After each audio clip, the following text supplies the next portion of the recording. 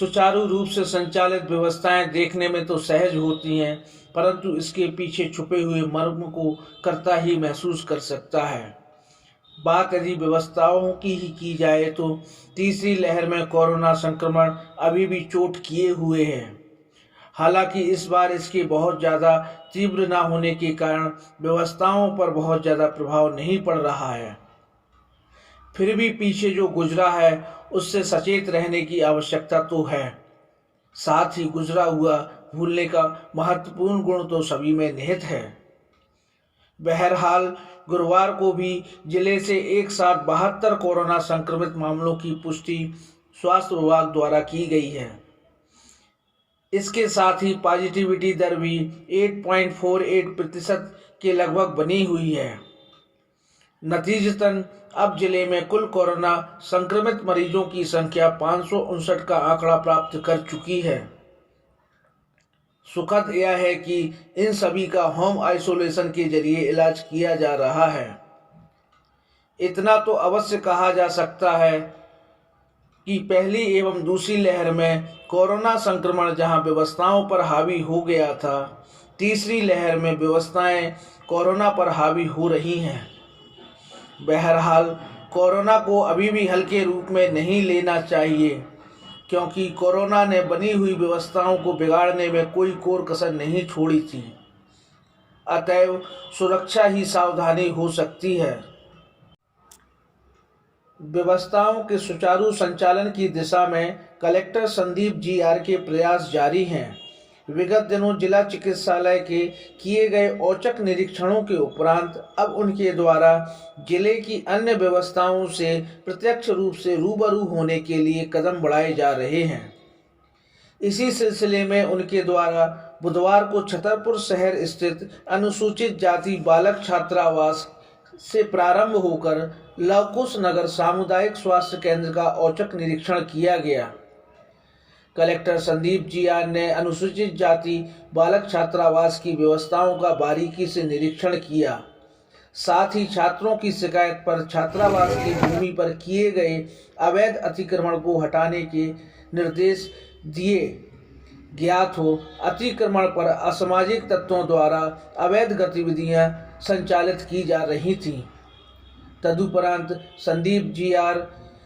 ग्राम हमा पहुंचे, जहां उन्होंने खेतों में लगी फसलों का अवलोकन किया। यहां उन्होंने कृषक अरविंद के खेत का निरीक्षण किया और निर्देश दिया कि सही तरीके से गिरदावरी कार्य करें, जिससे वर्षा से खराब हुई फसलों का लाभ लेने में दिक्कत ना हो। जिले के सुप्रसिद्ध पान बरेजों का भी कलेक्टर संदीप जी.आर. द्वारा अवलोकन किया गया। गढ़ी मलेरा क्षेत्र के पान बरेजों में पहुंचकर उन्होंने पान के पत्तों की खेती को प्रत्यक्ष रूप से देखा। साथ ही इनकी उपयोगिता और व्यवसाय की बारीकी से पड़ताल की। इसके अतिरिक्त उन्होंने गढ़ी मलेरा स्थित शासकीय उचित मूल्य की दुकान एवं मार्तंड प्राथमिक उपभोक्ता भंडार का निरीक्षण किया। साथ ही एसडीएम तहसीलदार को खाद्यान्न सामग्री के स्टॉक का वेरिफिकेशन कराते हुए जांच रिपोर्ट पेश करने के निर्देश दिए। आगे बढ़ते हुए कलेक्टर संदीप जी.आर. ने लवकुश नगर के प्राथमिक स्वास्थ्य केंद्र का भी औचक निरीक्षण किया। यहाँ पर भी उन्होंने अव्यवस्थाएं पाए जाने पर उनको दुरुस्त करने के निर्देश अधीनस्थों को दिए। अब देखना यह होगा कि कलेक्टर संदीप जी.आर. द्वारा किए जा रहे इन औचक निरीक्षणों से व्यवस्थाएं कितनी परिवर्तित होती हैं, या यूं ही सभी कुछ पहले जैसे चलता रहेगा। व्यवस्थाओं को दुरुस्त करने के क्रम में नायब तहसीलदार अंजू लोधी ने भी कुछ कदम बढ़ाए हैं। उन्होंने बुधवार को ईसानगर विकास खंड अंतर्गत ग्राम पंचायत ईसानगर में संचालित शासकीय उचित मूल्य की दुकान का औचक निरीक्षण किया। निरीक्षण के दौरान जहां राशन लेने वाले ग्रामीण हितग्राहियों से जानकारी ली, वहीं स्टॉक पंजी एवं राशन वितरण प्रणाली की भी बारीकी से जांच की। जांच में वर्तमान में मशीन खराब होने के कारण कुछ हितग्राहियों को खाद्यान्न न मिलना पाया गया।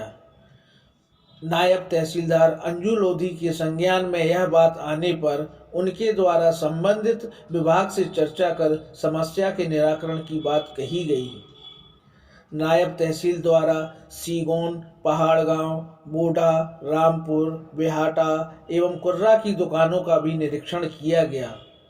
कहा जा सकता है कि कलेक्टर संदीप जी.आर. सहित उनका अधीनस्थ प्रशासनिक अमला जिले की व्यवस्थाओं को दुरुस्त करने के लिए कदम बढ़ा रहा है। अब इनके कितने सार्थक परिणाम आते हैं, यह तो भविष्य की ही गर्त में छिपा हुआ है। छतरपुर भ्रमण के लिए वैभव के साथ राजेश अग्रवाल की रिपोर्ट।